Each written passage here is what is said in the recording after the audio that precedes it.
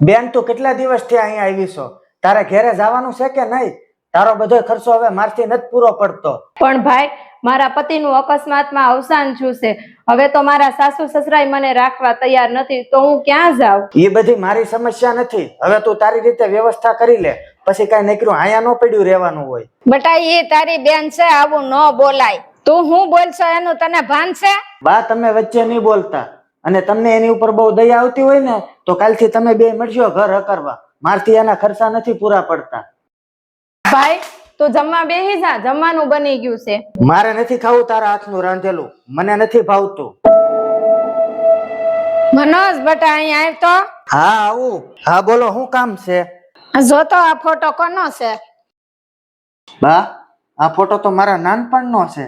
બટા તું જયારે એવડો હતો ને ત્યારે નદીમાં પડી ગયો હતો. પછી હું છું છું બા? પછી આ તારી બેને એનો જીવ જોખમમાં મૂકીને તારો જીવ બચાવ્યો હતો.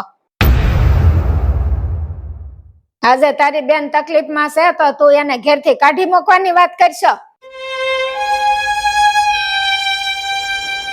બેન મને માફ કરી દે, હું તારી લાગણીને સમજી ન શક્યો. ભાઈ, મારે તારી પાસેથી કઈ નથી જોતું. હું અત્યારે નિરાધાર છું, મારે તારા સાથની જરૂર છે. બેન તું ચિંતા નહીં કરતી, તારો ભાઈ હંમેશા તારી હારે જ છે. મિત્રો, તમને અમારો વિડીયો સારો લાગ્યો હોય તો કોમેન્ટ કરજો.